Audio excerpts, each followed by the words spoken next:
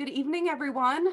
First of all, quickly, if you would like captioning with tonight's program, it can be turned on by clicking the gear icon at the bottom of this video and then switching captions to the on position. If you need further assistance or accommodations, please let us know in the comments. Also, before we get started, it is my honor and responsibility to acknowledge that our museum sits on land that is sacred to the Northwestern Band of the Shoshone Nation. It has been their stewardship for time immemorial to care for this land and all of its inhabitants. We honor the memory of their ancestors, their physical presence in our region today, and their resilience in preserving their connections to this place. We honor the people, we honor the land. For those of you who don't know me, my name is Alana Blumenthal, and I am the director of the Brigham City Museums. We are thrilled to present this discussion in partnership with Sema Hadithi African American Heritage and Culture Foundation, which you will get to hear more about in a moment. We are here tonight to celebrate some of the hard work that Sema Hadithi's members have done to promote Utah's Black history in time for this year's Juneteenth holiday. Juneteenth also happens to be the last day that you can see the museum's fine art and illustration exhibit. For more information on seeing the exhibit before it's gone, please visit our website, brighamcitymuseum.org, or contact us via Facebook, phone, or email. Brigham City Museum of Art and History is a department of the Brigham City Corporation. The exhibit and tonight's programs were made possible thanks in part to the support of the Utah Department of Heritage and Arts, the Box Elder Museum Foundation, the Utah Office of Tourism, the Utah Division of Arts and Museums, and our community members. It is a privilege to share the virtual stage with this panel of amazing Utah researchers and artists. Each of them will have an opportunity to speak about their work on this project and beyond, and then we will move on to an open discussion. If you have any questions during the presentations, please submit them in the comments section, and we will do our best to read them out during the Q&A period at the end of tonight's program. While I am honored to sit on the board of directors for Sema Hadithi, we have someone with us tonight who can do a much better job sharing with you about the organization and its mission, Robert Burch. Robert is the executive director and founder of Sema Hadithi Foundation. He is also the president of the Utah chapter of the Afro-American Historical and Genealogical Society, a board member of the Sons and Daughters of the U.S. Middle Passage, and family history director of the LDS Genesis Group. He's involved in the Utah Memorial Collins Lynching Project and the Utah Juneteenth Committee. He is a member of Omega Psi Phi fraternity and the Utah Black Roundtable. In other words, he's very busy. Robert, go ahead and tell us about Sema Hadithi and a bit about this project.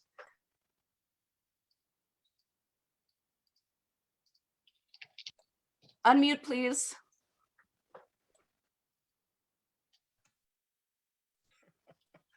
Good evening, everyone. My name is Robert Burch. I'm pleased to introduce Sema Hadithi African American Heritage and Culture Foundation.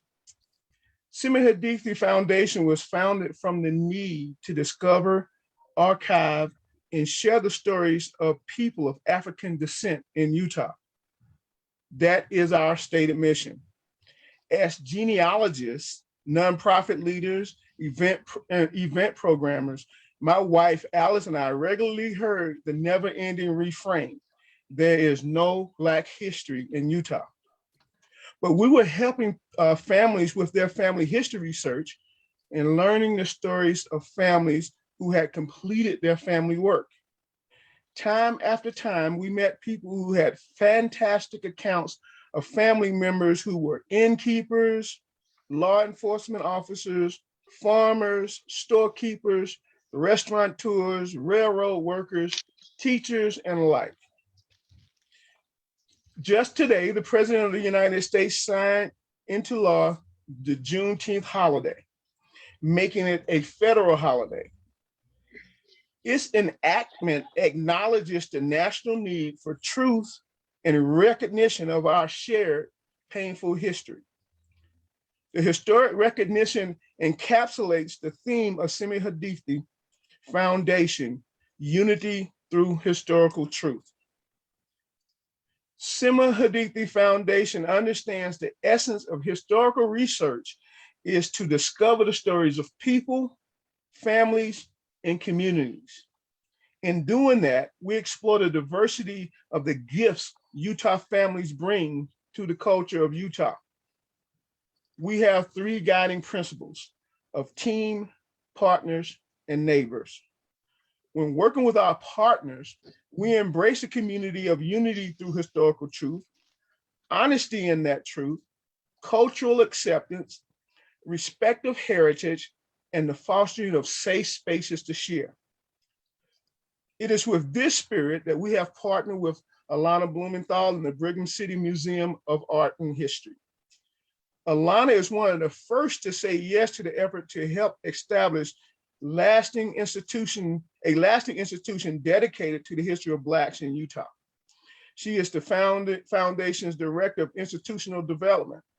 Alana, along with the valuable assistance of the former director of Preservation Utah, Kirk Huffaker, we have been able to put together an experienced and hardworking team of teachers, writers, compilers, and graphic professionals to help the stories we cover come to life.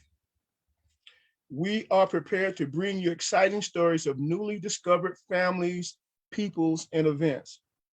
Over this Juneteenth weekend, we will present histories on our website, semihadithi.org, of Black women in Utah, the lynching of Black men in Utah, and what is coming up in just a moment, illustrating the Utah history, the Fort Duchesne Buffalo Soldiers.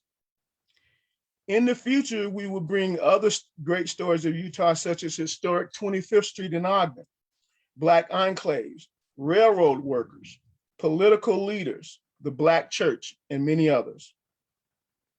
Thank you for attending this inaugural event of the Semi Hadithi African American Heritage and Culture Foundation.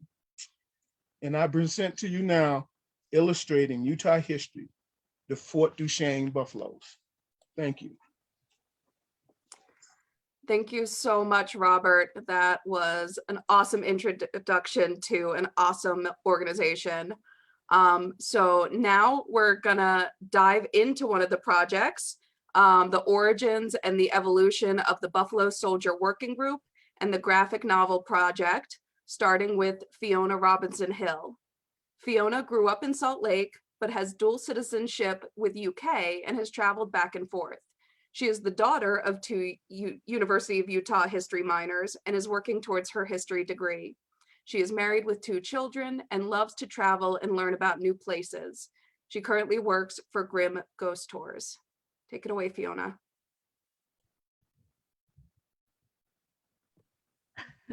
Thank you, Alana and Robert. That was so emotional. I was getting teary-eyed.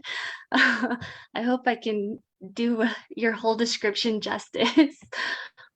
Let me go ahead and share my screen here.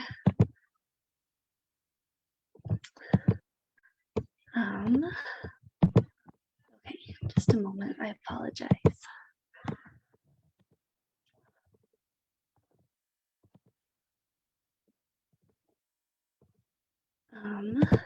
All right, here we go. So the motto of the Fort Duchesne Buffalo Soldiers, they were the 9th Cavalry, and their motto is, "We can, we will." And it was very interesting starting this project with them, working with Sema Hadithi and the Fort Duchesne Buffalo Soldiers, finding out Utah's forgotten history of the men who never knew the word fear. Where it all started with me and researching the Buffalo Soldiers in Utah history was right in Salt Lake City at the Fort Douglas Cemetery. I was doing research just in general at Fort Douglas Cemetery, and someone pointed out a section of the cemetery and said, "That's where the Buffalo Soldiers are buried." And I turned my head and said, "What? What are you talking about? Who?" I didn't have no idea. And I grew up in Utah my whole life, and I had never heard that. I didn't know we even had that part of history. And it intrigued me that there was this whole part of Utah history that I had no idea about. And so I took on the mission to find out more about this part of history I had no idea about. And that got me introduced to Robert and Alice, and it just blossomed into this whole organization that they started, the Sema Hadithi. I figured out there are 23 Buffalo Soldiers buried at Fort Douglas. Most of them were from the 24th Infantry who served at Fort Douglas. But there are 2 who are buried there from Fort Duchesne and the 9th Cavalry. And then I started this generalized information on the 24th and this generalized history of them. And then it turned into, okay, now I know this generalized history. I need to know their individual stories. Who are these men who are buried here? What are their stories? And then when it got to be, okay, now I know more about the 24th, we need to figure out who are the men at Fort Duchesne.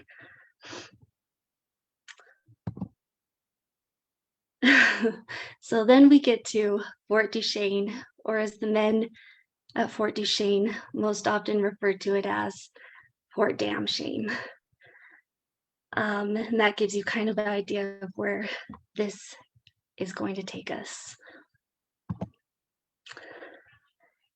What we kind of knew, or what I kind of knew after researching about the 24th and kind of learning about Buffalo Soldier history in Utah, I had a general idea of the cavalry at Fort Duchesne, and I kind of learned some basic things about the soldiers, the Buffalo Soldiers in the Uinta Basin. I knew that they kind of arrived in 1886. They fought in the Spanish War.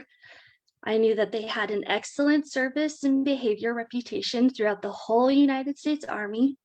Probably the most the best reputation. I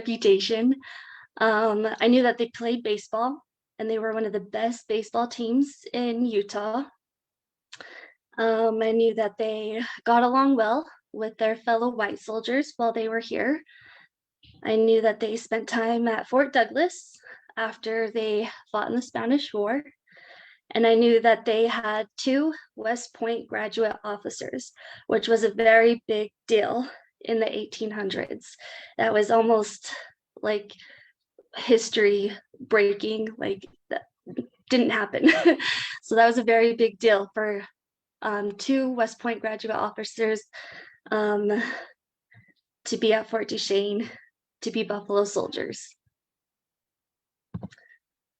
So then when our little Buffalo Soldier group for Sema Hadithi came together, and we decided we wanted to do something for Juneteenth. We wanted to present something and share it with the community, share it with Utah, share it with, everyone. We decided, what are we going to do? What do we want to do to present our research, to present what we want to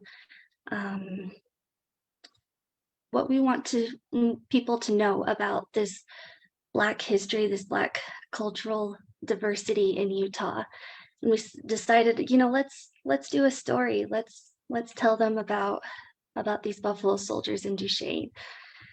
And it came down to, as a historian and a researcher, sifting through old newspaper articles. For the 9th Cavalry, when you put in that search request, there's over 1,000, 1,600 hits. For Fort Duchesne, there's over 17,000 hits. And I remember coming across one about the fort commander and him being court-martialed for being drunk and disorderly, and the soldiers were in these very terrible conditions throughout winter.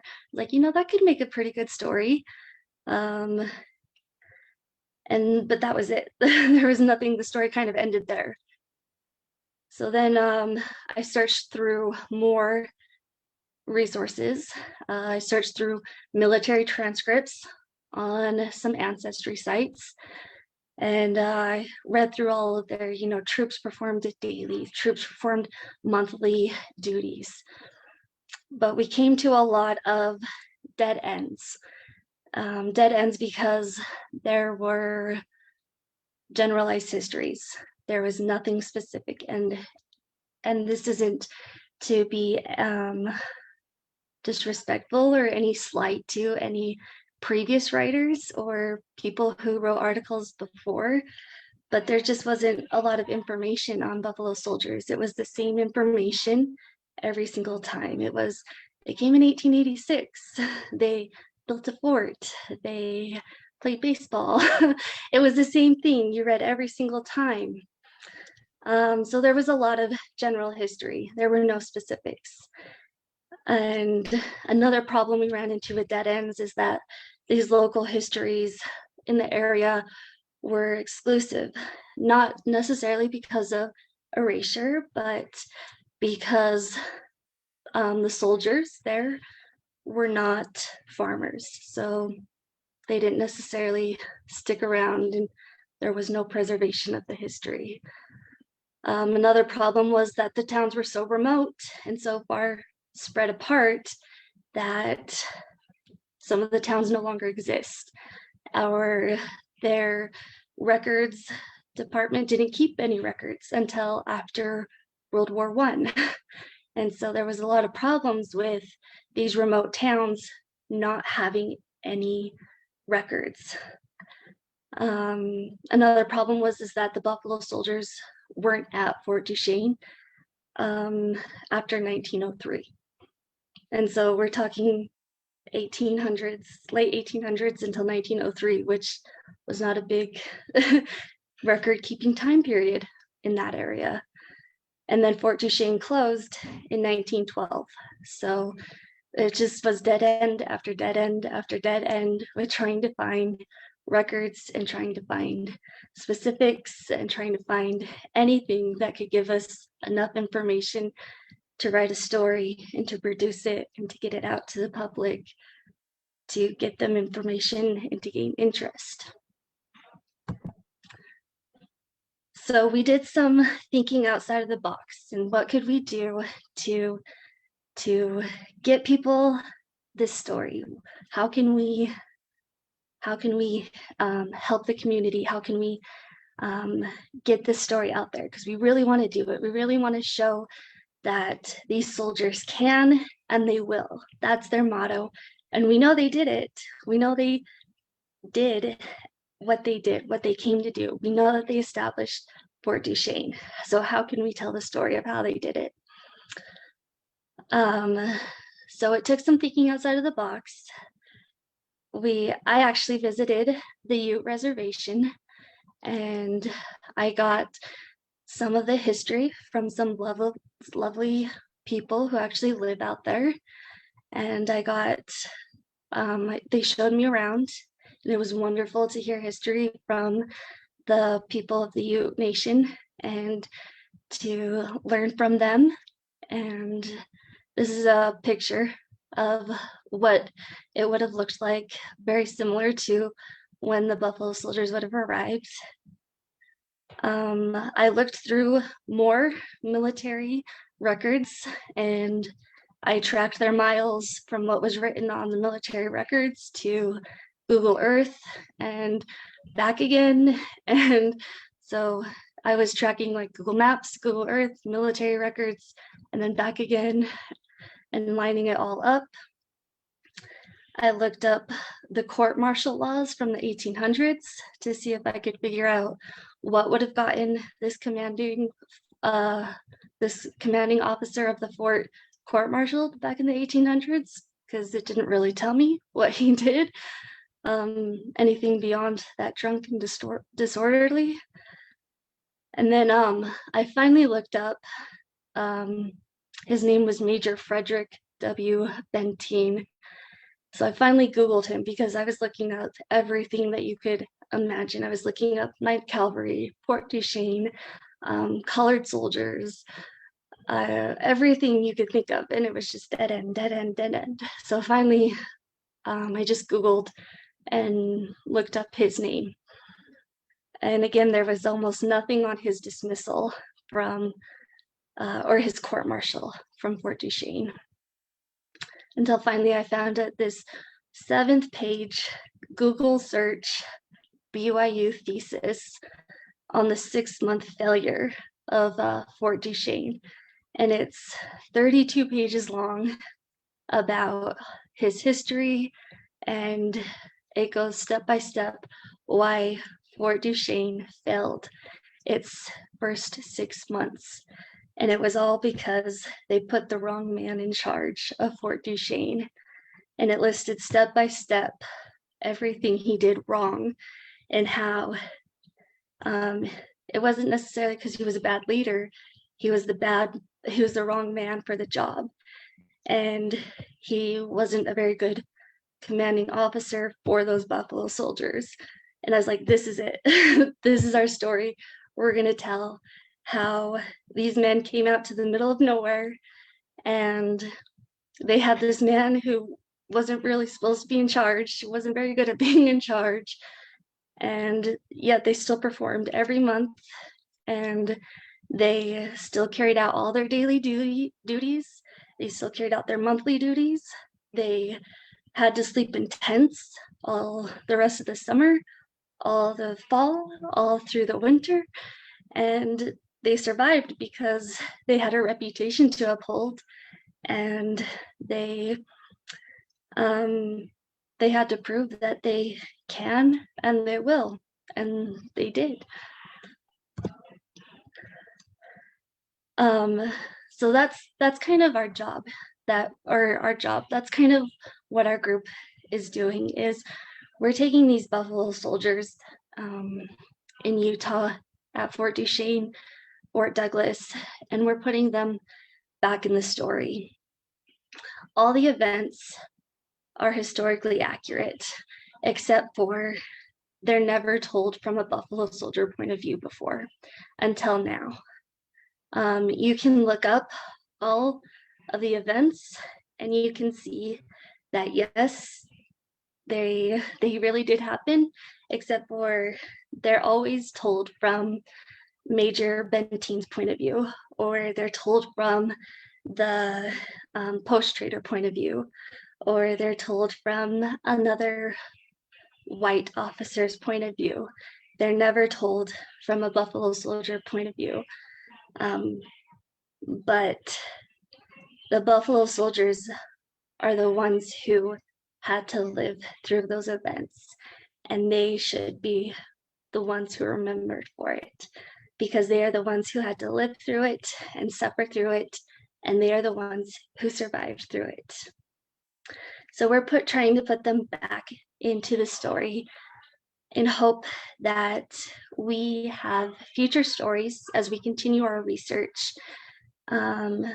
We hope that we can find future individuals that we can put out their stories, their individual stories, and tell their individual stories, their individual histories.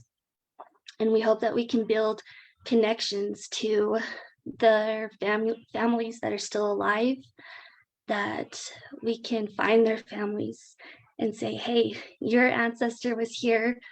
Come tell us about them. We'd like to really know about them. We'd like you to know about them and where they were at here in history. So these are just some resources that I love, that I always resort to when I don't really know what to do next, when we just have a generalized history and we don't know the details.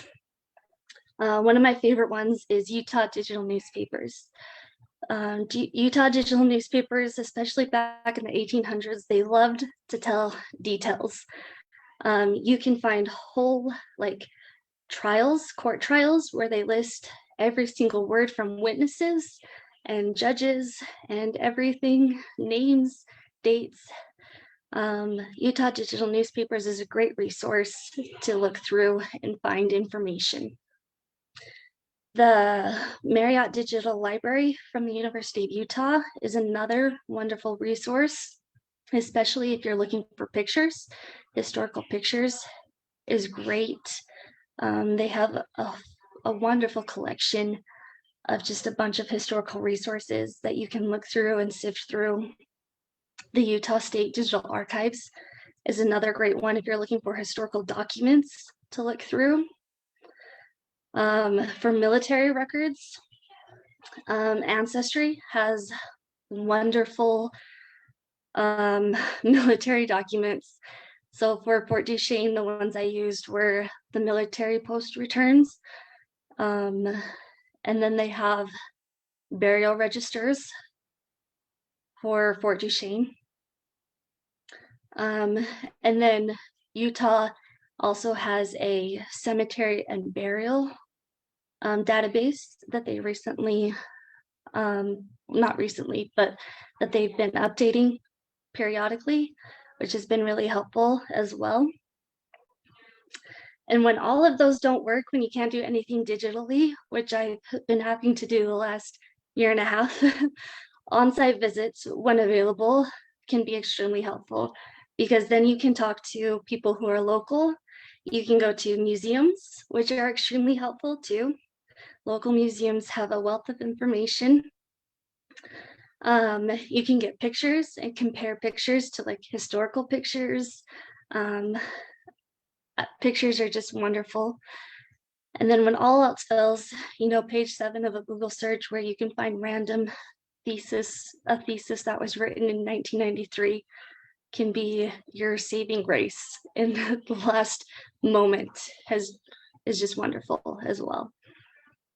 Then last, like, these are just some pictures. Like, these are all, not all of them actually, these are just a few of all the news articles that I have saved on the Buffalo Soldiers.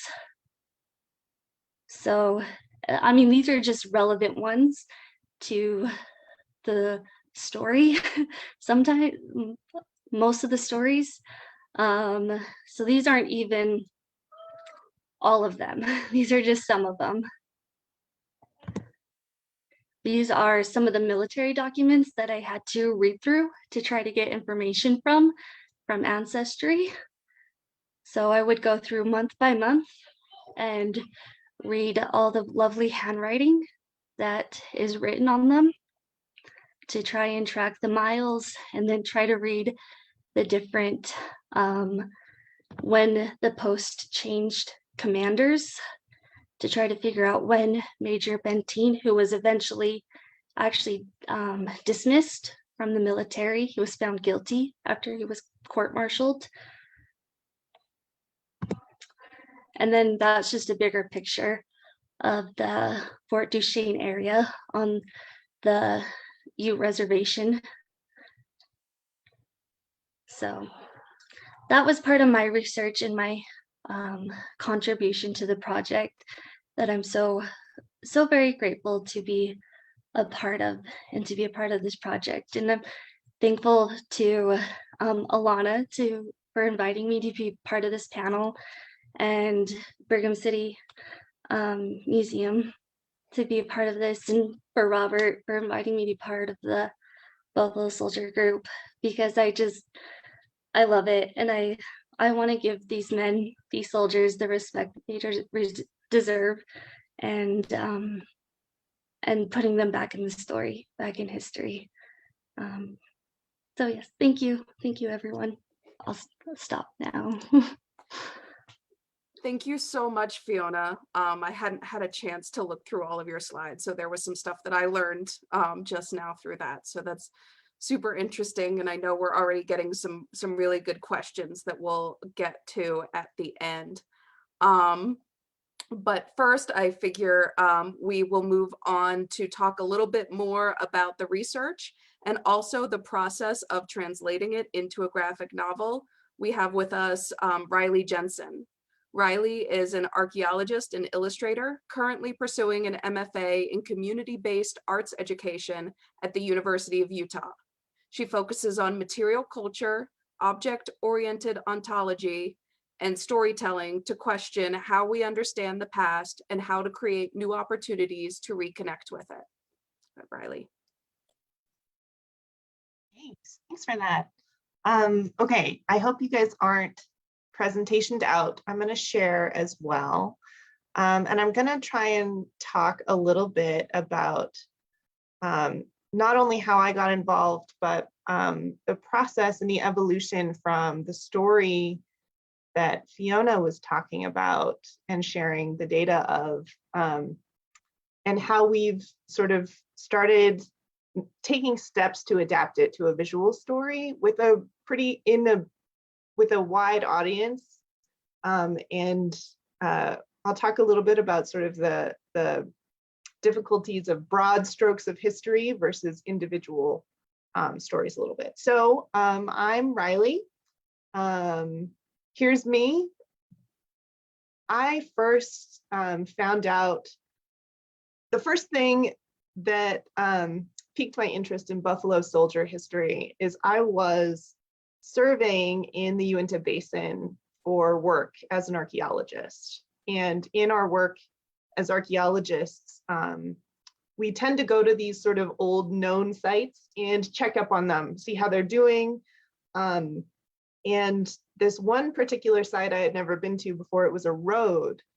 And in my site paperwork that every archaeologist takes out with them, I noticed one sentence at the end of the site description that I've included here, that this road was originally constructed by Buffalo soldiers of the all-Black 9th U.S. Cavalry, and members of the 6th Infantry likely.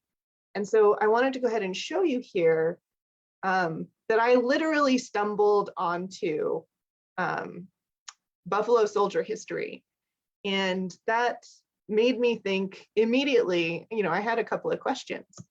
And I, like a lot of people who are just discovering history that maybe they weren't taught in school or who missed it, who were these soldiers and what did they do here? What were their experiences? What was it like to be a Buffalo Soldier in this sort of frontier or border territory during that time? And what was hard for them and what was really easy for them?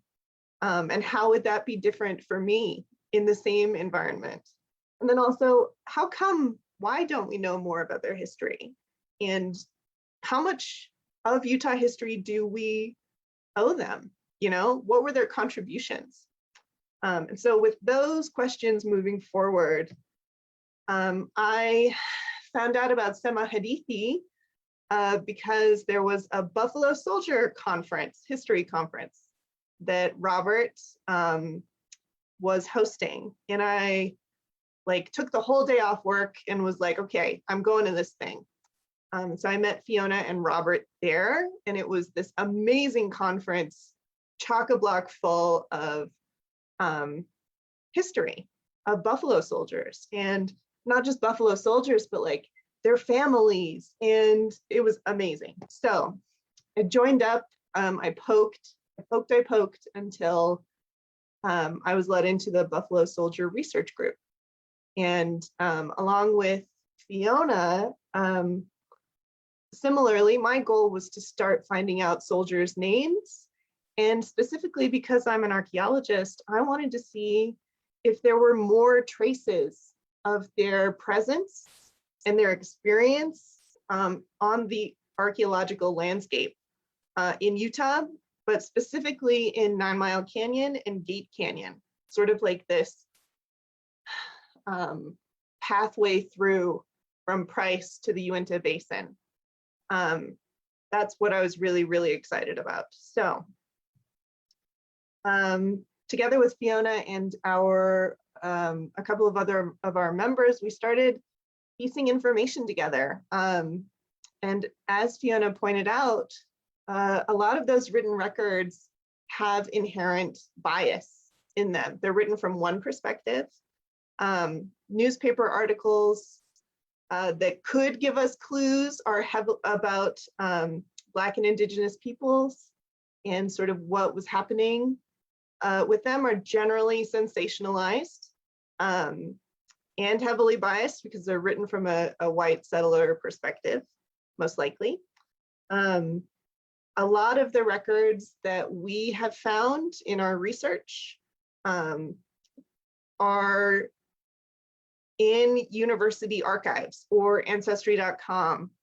And that means that the data that we're not finding, the records that might exist, like personal family letters or portraits and photographs or personal ephemera, like grandpa's pipe, corncob pipe, are probably not housed in these sort of institutional archives. They're still in people's homes, if they exist.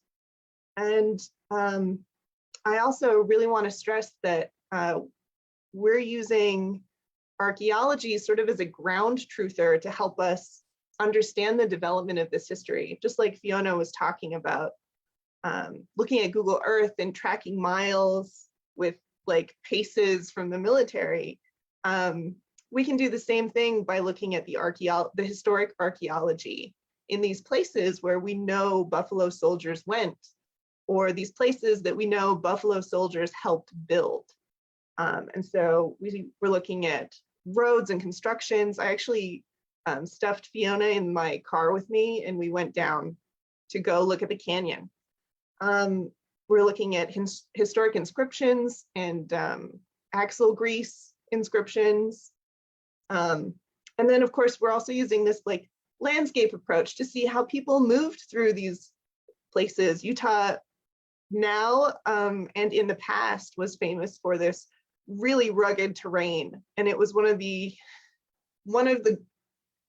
strengths of the 9th and 10th Cavalry was that they were trained soldiers who could move through really tough terrain, and they could do it better than a lot of other white soldiers. So there's our research summary.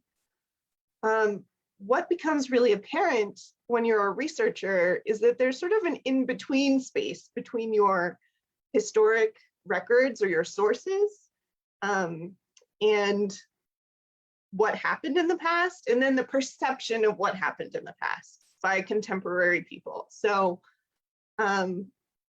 understanding and navigating this in-between space left us with a couple of questions, because our goal here is to support Sema Hadithi in telling the story of this history.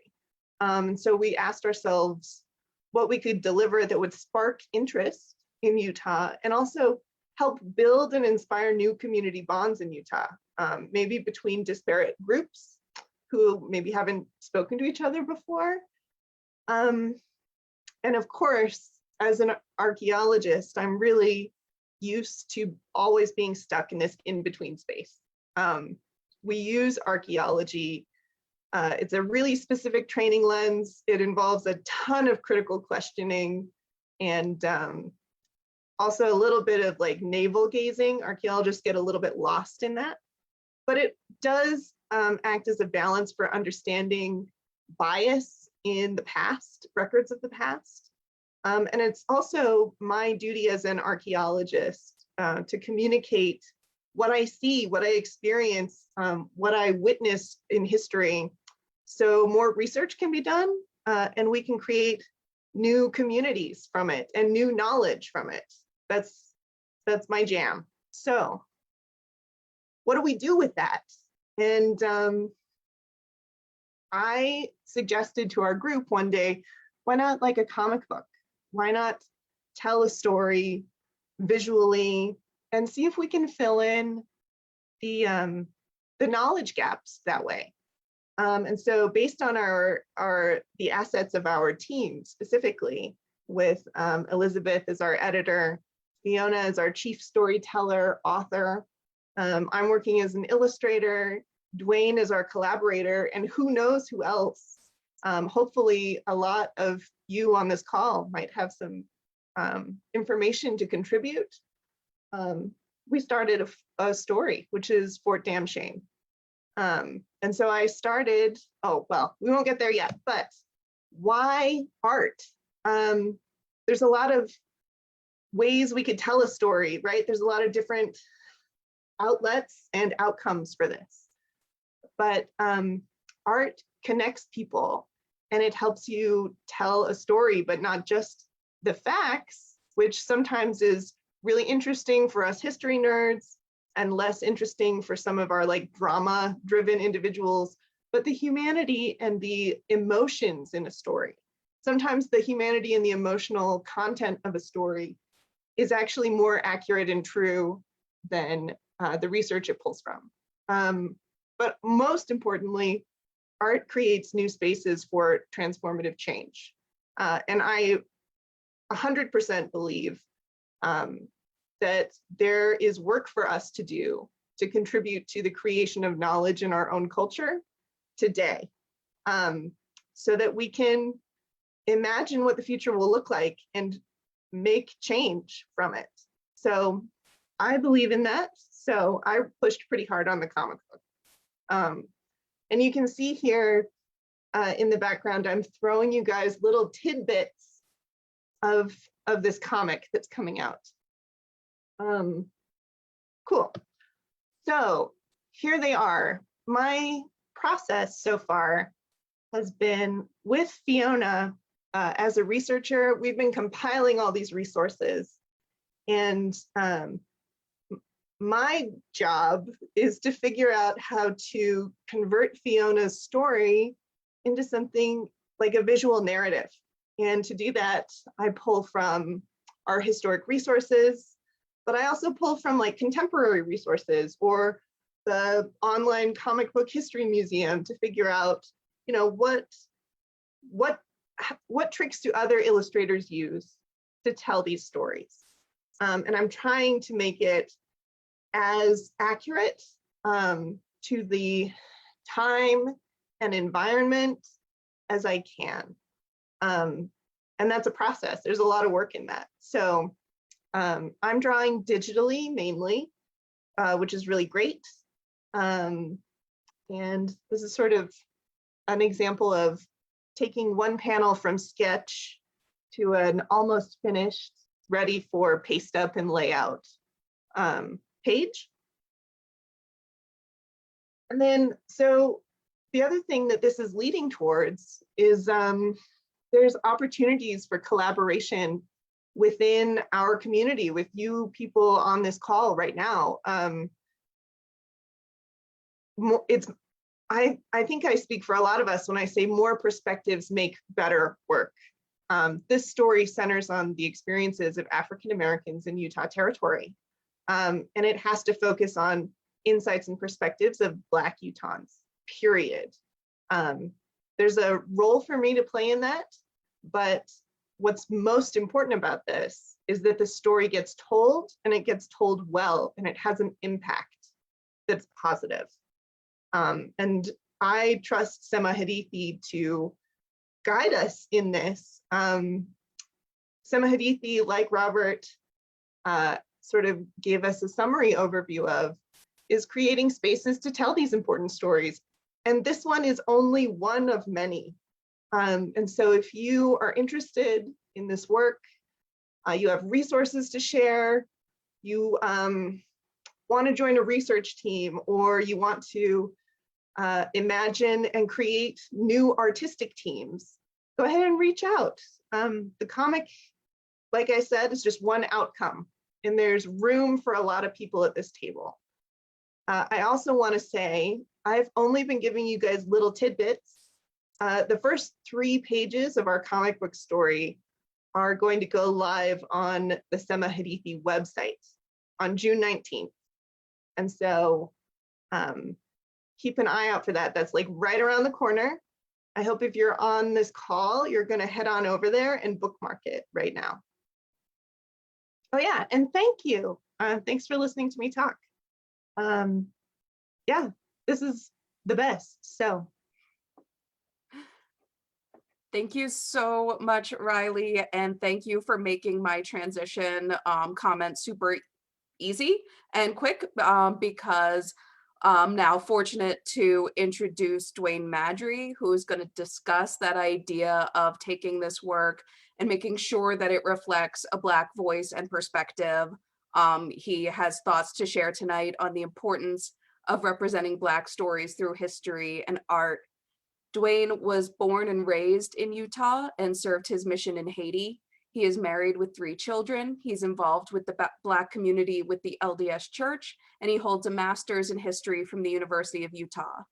Dwayne is the author of the upcoming fantasy series, The Bloodlines of Sahel, which I'll let him tell you more about because it's very interesting. So go ahead, Dwayne, if you can turn on your video. Hi, everyone. Sorry, just sitting down. No, I think based off of what you've all heard, very, very encouraging and very good to hear. And it's nice to have these stories told. And let me start off by, I remember being in elementary and learning about Black history. And I don't even remember the teacher. Yeah, I'll say her name because that's just how I am. It was Miss Gerch. And by the, while I was, we were talking about slavery and we're talking about history. And I remember like it was yesterday, and it stuck to me to this day. She had asked, was history that bad, to the class? And I'm like, yeah. And I said, being limited in my knowledge as a first grader, I knew it was bad because we had had those conversations at home. So I was like, yeah, it was bad. And some of the other kids go, well, no, it was necessary to build America. And so, well, okay, not granted, as as a first grader, you don't know what triggers you, what doesn't, until later on when you go back to think about all this. And I just remember asking, did these people enslaved choose to be enslaved? To the teacher. Well, yeah, that's why they came here. And I'm like, okay. Obviously I went home, talked to my mom about that. She's like, well, no, that's not right. You know what I mean? So from a young age, I started getting curious. And then I'd go home and I'd watch TV, and, we would watch, as I got older, we'd watch movies in class, slave movies, stuff like that. And I'm not going to lie, and it just got to the point where I'm like, is all of our history about slavery? And I'm like, there has to be more. And, to myself, I'm like, there has to be more to it than that. It just, this doesn't make sense.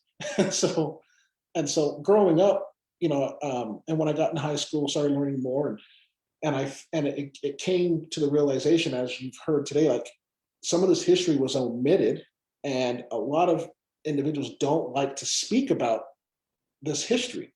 And some of the main reasons why they don't is because it makes you feel uncomfortable. And speaking about something done by a group of individuals to another group of individuals. And so, when I heard about the story of the Buffalo Soldiers, it piqued my interest. Like, wait a minute, my grandfather was a Buffalo soldier for World War II. He recently passed away today. And so, it's weighed on me. And a lot of people don't really know about, the Buffalo Soldiers in 1886, and some of them in World War I and World War II. And that's something they just don't know. And so it's talked about, but it's not heavily talked about, even though it's part of the fabric of our history. And so with that, I wanted to do something in which it would talk about our history in a way in which people wouldn't feel threatened. I'm not accommodating. I want to be clear on that. I'm not going to accommodate anyone when it comes to history, but in a way in which people wouldn't feel threatened. And so I remember I had gotten home from my mission, and I just remember watching shows, movies, reading books. And I started reading between the lines, and I'm like, they're leaving stuff out. And I could just tell things were being left out for reasons because they wanted individuals to not feel threatened about what they were reading. So the information came out nice and smooth and not rigid, and how it needed to be shared across. And so I wanted to start a fantasy series. And I'm like, you know what? Why not? However, I wanted to steep it in truth, fantasy with graphic novels, so that kids of color and just kids in general could learn. And so I said, why not do something where they all can? So I created the Bloodlines of Sahel. And so with that, it's a history of the Black peoples on this earth, and so, it starts with, and everything about it is true. The stories in which you hear are actually what happened. Some of the names may be made up, but the stories that you hear and the locations where they're at are true. Some of the spaces or some of the places I had to make up to bring the point across, to focus on the Black story. And so, like when I was in college, I learned about the Ancient Kemites. Have you ever heard of the Ancient Kemites? Who ever heard of the Kingdom of Kush, the Songhai Empire, the Kingdom of Axum, King Menelik? I learned that these Africans brought Europe out of the Dark Ages. They taught them how to do things such as bathing. They brought hygiene to them, stuff that you don't hear about. And then as I started to get deeper and deeper in my studies and started reading more and more, I'm like, wait a minute. It seemed to me that this was left out for specific reasons. And what people don't realize is before you see the world how it is with this white influence, if you will, it was a Black influence first. And that started with the Moors and carries all the way back. And we discuss all of that. And over the course of 15 books with graphic novels and comics to explain this in a way in which you don't see it as non-threatening, even though it's truth coming right at you. And so I started seeing all this stuff and I was like, and then I started reading and doing more research. Why would someone go out of their way to omit history of a certain group of people? And think about that for a minute. Why would they? What do they have to lose? What do they have to gain? Those are questions you have to ask yourself. And then when you start putting those pieces together, you start to understand it threatens the hierarchy from a historical standpoint. You start to see things and you start to see patterns. And once you understand those patterns, you start to see the world for what it really is and what people will do to remain as that sole group who wants to stay in power. So with that, I created a group within this called the Narsans. And I modeled them after the Nazis because they were very xenophobic in their beliefs. And unfortunately, we had individuals like that during that point in time who went out of their way to reduce history from those of color. Not just people of Black, but you see them from Indian peoples, all of that stuff. And so with that said, I wanted to tell that story. And there's a pattern to how they went about removing and destroying this history and omitting it to create the narrative they wanted. And so that's what you'll see with the Bloodlines of Hell. I set it up where it started out with 4 Black women. And the reason why I started out with 4 Black women, because, in the African community, Black women they are the backbone of our society. They go through so much, they deal with so much. And so I set it up that way so little Black girls can have role models to look up to and say, you're more than just what society says you are. And we expand on this world in a way in which you'll see it when the book is launched. We're currently in editing phase now, but once it is launched, you'll see how it opens up and you'll see the world in which you're in, how you can experience everything. And so just know when you look on it or click on the map, everything you're reading is true and historically accurate. That's everything you're going to be seeing and reading. So stay tuned. I just want to leave that with you. Awesome. Thank you very much, Dwayne. And I want to get into a little bit of what we were talking about with compare and contrast with a couple other notes. So I do want to give a quick shout out to the research team leader for the Buffalo Soldiers Working Group, Elizabeth Hora. She's the public archaeologist at the Utah State Historic Preservation Office. I also want to acknowledge Robert Burch, who recently joined Sema Hadithi's graphic production team that grew out of this project. There are too many other incredible dedicated Utahns working in the various research groups to mention by name. So please visit the project pages, like Reilly said, bookmark them at semahadithi.org to see more about who is involved. So I told the panelists my big fear is that there wouldn't be enough questions, and I was wrong. thankfully, there are lots of questions. Some of you have broad ones, some of you have specific ones for the researchers. There's just one on my crib sheet I really want to get out there because I think it really gets to the crux of the conversation tonight. Each of you clearly put a lot of your time and your passion into not just history, but also interpretation and education, and how to tell these things in ways that are going to speak to people, whether it's a more direct historical retelling or something that as Dwayne said, gets people's guards down to learn some histories that just aren't taught otherwise. So in any order you'd like, whoever wants to jump in, but I'd love to hear some of you talk about the value of this kind of project and why it's important to find creative forms of outreach.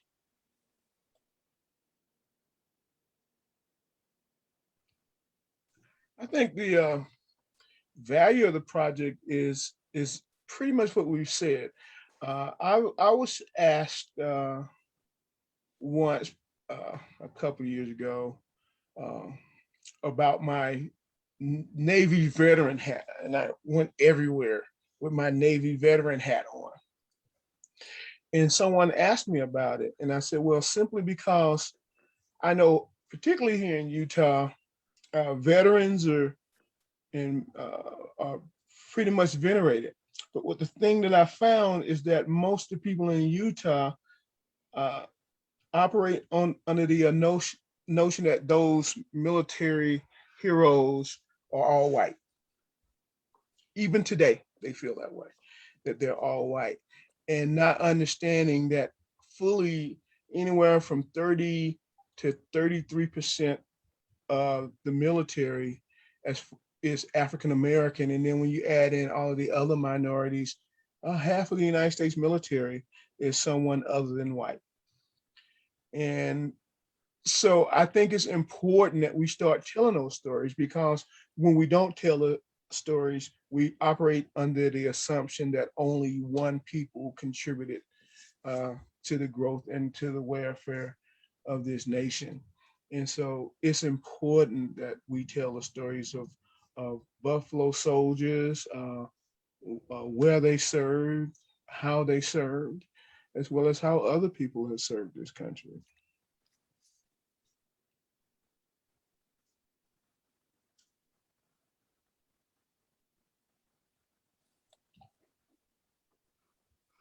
%, agree with that.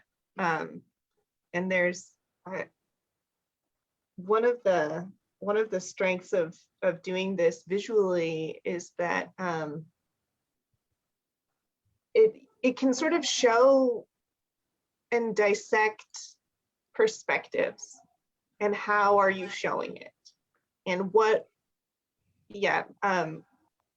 sort of context is surrounding it. And then maybe in the background, if you can show different perspectives or leave like little hints or Easter eggs about that would challenge a perspective. That's kind of what I'm hoping we can achieve through our visual storytelling.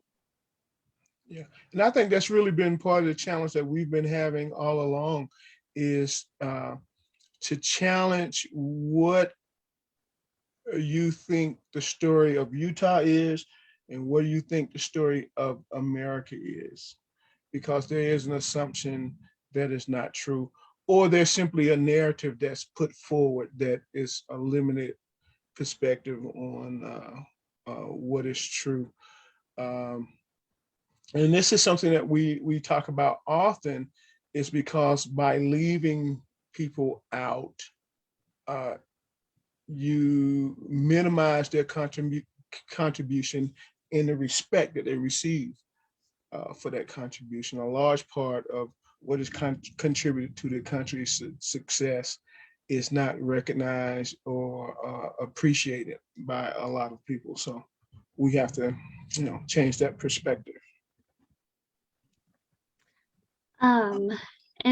And I, like, playing on top of all of that, I have a very soft spot for veterans and for people, oh, I'm gonna get like emotional. People who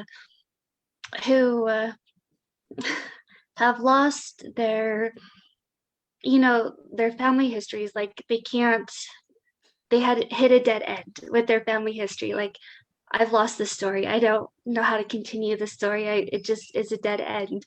And so what I was saying, I was talking with Robert and Reilly the other day, and I was talking about like Duchesne is kind of this area in Utah. Like, I grew up here and I was like, oh, Duchesne is this blah area until I visited there.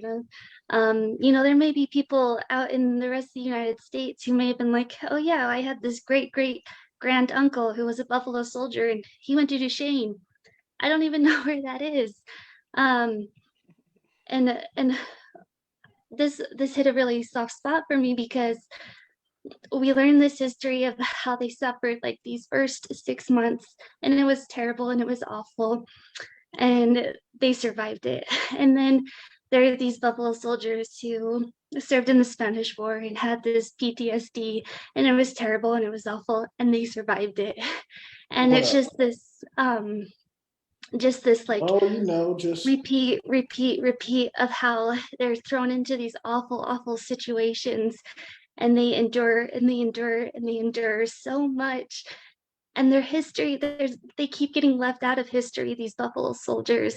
And so that's why I want to like do this project and get this story out there and get this project out there to this community, to this world, so that these people, these families can be like, I've heard this word before. I've heard Duchesne before. I can make a connection now, finally. And so it just has like this soft spot in my heart that I want to make those connections so that people can make those connections too. That's perfect. Everything you all said is perfect, and honestly kind of answers one of the questions I was going to read out for our commenter, which was, do you think there might be any family letters from or to Fort Duchesne soldiers in attic somewhere? And I think basically what you're saying is probably, definitely, hopefully, that getting this story out there will inspire people to rethink those family connections if they haven't been destroyed through generational tragedies, of course, but if it's out there in people's attics, that it will start to come to light. And I think that's very important, because the unfortunate thing that we find, especially working in genealogy, is that people are handed down these documents from their family's past, and the person sometimes or most time who ends up with those documents don't see them as important, and so they discard them. And the other reason that they discard them is that they don't feel like their family story is important. But until we begin to value the little stories in our community, do we get a true vision of what the big story is. To be able to tell the story of these soldiers, give us a bigger picture of what was happening in the West. And the thing that Fiona always reminds me is that these guys had families, wives, and children who were part of that greater narrative too. So we can't just forget that that we had these big heroes of our story, and a lot of times that's all we focus on is the big stories, but we lose the narrative of the country because we forget to tell the story of the everyday people and what they lived through, which, like in an archaeology aspect, gives you a real picture of what was going on at the time, and a real picture of the stories in the communities and those families.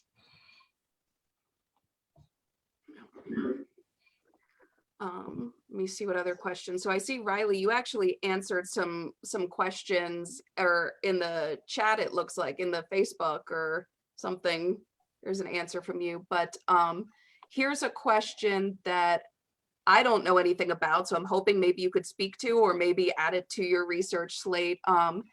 Dennis asked, any chance the discussion might talk about the Duchesne Strip, the lawless portion cut from the reservation to mine gilsonite, uintite, specifically how and when it was brought under control, understand it was a major irritant for the fort.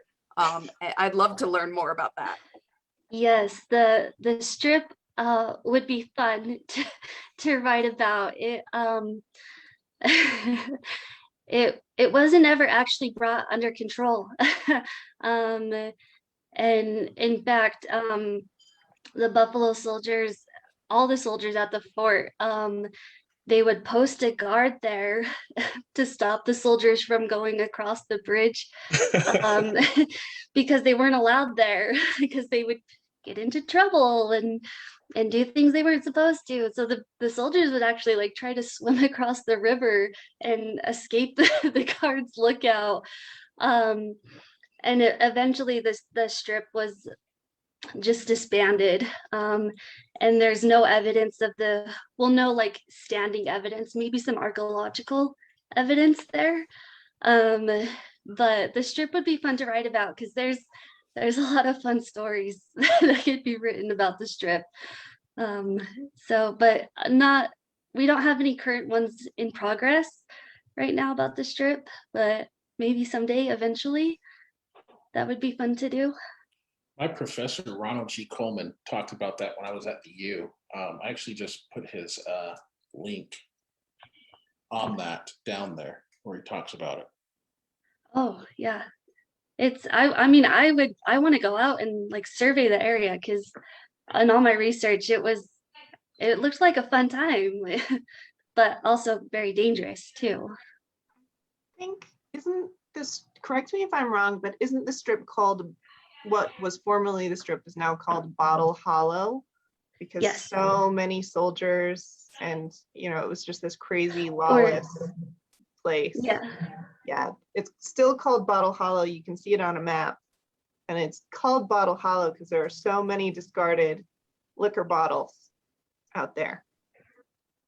Or it's just like just outside of like the boundaries because they would have to discard it because they weren't allowed alcohol at the fort because while on duty you could get it was actually like grounds for dismissal if you were caught drinking on duty, part of Major Bentin's dismissal actually. So they would have to discard their bottles before they went back to the fort. So it's kind of like, yeah, the strip is a very fascinating dynamic in a lot of aspects, which is in itself a whole research project itself. There's a show called Hell on Wheels where they briefly talk about it when they were bringing the railroad through Utah, and they talked about that section of the strip.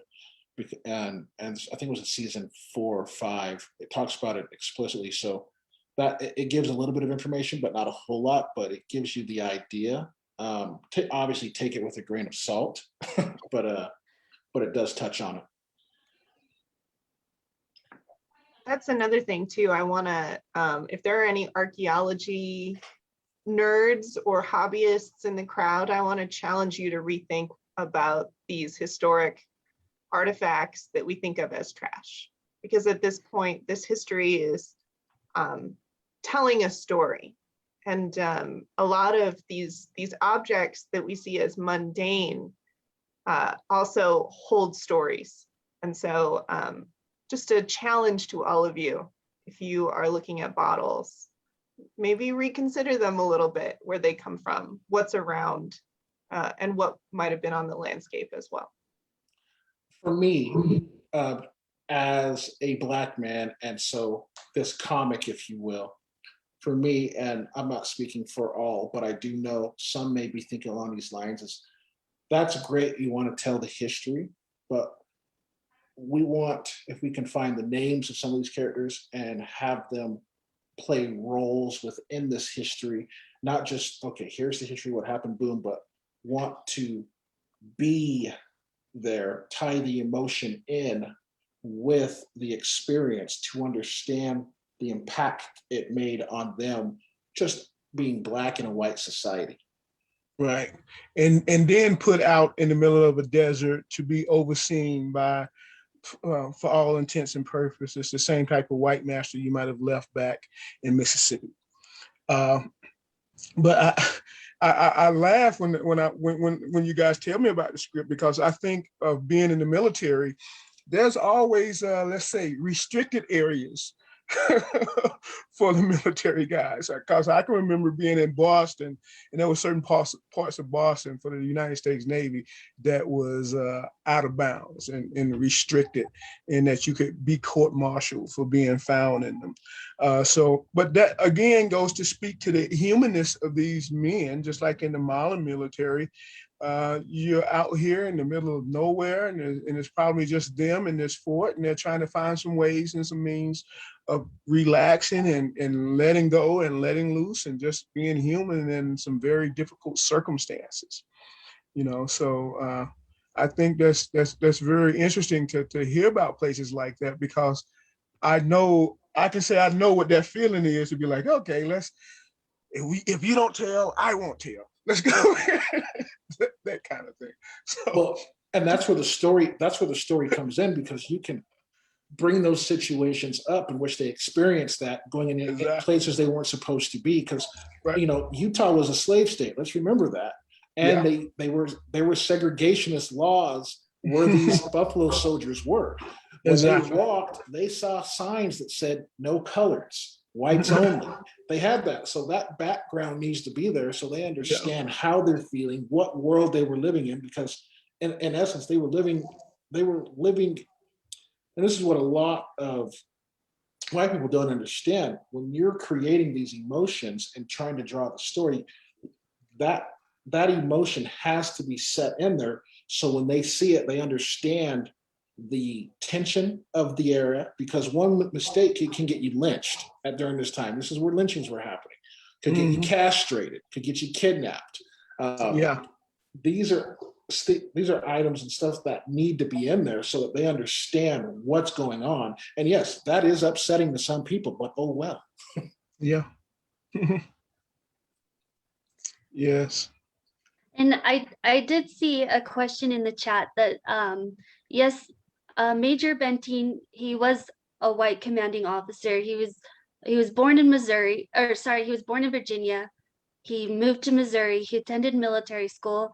He everyone likes to say that he wasn't racist, but he was. Like all of those nice little biographies that they write about him say, oh, he wasn't racist, he was okay, but no.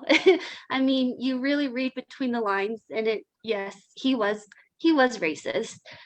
He actually would have taken a lower ranking commission, to be over like the 7th Cavalry of a white cavalry troop than to be a higher commanding officer of the 9th Cavalry, because he didn't want to do it. He didn't want to be over the Buffalo soldiers, the Black African American soldiers. So I mean, he was just, nobody likes to say that he wasn't a nice man, but he wasn't. When after all my research, and all the things I read about him, nobody likes to talk about it because they like to paint him as this nice Civil War hero. That's Utah. And this, well, and these were outside of Utah. All these biographies I read about him that were published outside of Utah, like to do that, and were written about him. And finally, I just read between the lines, and I was like, you know what? Especially after everything I read about with the Buffalo soldiers at Fort Duchesne and reading about that, I was like, you got to read between the lines with this guy, and you finally discover he was not a nice man to these guys. He was not nice to them. He was, it's that uncomfortable discussion that nobody wants to talk about with him in these Buffalo soldiers. But that goes for the majority of history. Yes. But especially in this situation here, whenever something involves Black history, and I hate, I don't hate to say it, there's a white antagonist, and if you look, and that it's the white antagonist that has caused a lot of that uneasy, unnecessary tension and events that have caused certain, like these groups, to be disbanded. Right. So I'm gonna jump in because I could probably enjoy going on this conversation all night. But we all have places to be, and I appreciate all your time. I think that's the perfect place to bring it all together. Of just, you know, what Reilly said, what Dwayne's, what we've all been saying, of just, if you feel you have a way to share a perspective, more perspectives never hurt. So, you know, please get involved. That's how all of us got involved. We just wanted to, you know, make sure that that these stories got told, and as these projects come together, we have more people coming in saying, I want to be a part of that. And we are a welcome wagon. Sema Hadithi is a welcome wagon. These working groups are very welcoming, because more perspectives never hurt.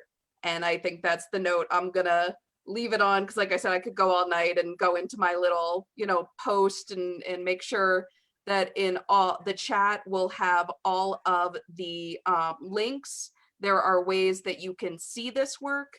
There are ways that you can support this work through, you know, through crowdsource funding.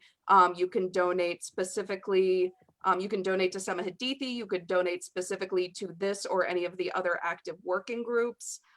So that's my little plug. That part's unscripted. But please, and we'll be sharing out Instagram. Dwayne has some amazing artwork from his books that's available. You have to see, if you're an illustration fan, which you probably are on this call, you have to see this stuff. Please go to Sema Hadithi and see the first 3 pages of the book. I want to thank our panel again so much for sharing their time and expertise with us tonight. And I want to thank those of you who joined us via Facebook Live. If you missed any part of this program or would like to watch the recording, it will be available on the Brigham City Museum's Facebook, YouTube, and web pages. If you're watching this recording after the fact, you can still add comments and questions below, and we will continue to monitor and respond to them. And that includes the many of you who did get your comments in, and we just didn't get time for them because of this wonderful conversation. I will ask our speakers to either respond directly or take a look and get us responses to that, and because we want to answer all your questions, big and small. Please make sure to check out the links we're providing that are from these awesome folks to see more about their work. As has been mentioned, you can see more content from this and other Sema Hadithi Foundation working groups published at semahadithi.org as of tomorrow and Saturday. Follow them on social media for updates on more research and projects that are in the works, how to get involved, and how to support them. You can see the illustration exhibit at the Brigham City Museum until this Saturday. Admission is free and guided tours are available on request. Our next exhibit will be the ever popular International Quilt exhibit, so get excited for that, followed by our annual photography competition. If you're interested in more information on these exhibits or how to get involved in future competitions, please reach out to us. You can follow the Brigham City Museums on social media for up-to-date information on more upcoming programs, both online and in-house. Thank you, everyone, for joining us tonight to celebrate the diverse histories being uncovered in Utah and the creative ways they can be taught. Good night and be well. Thank you.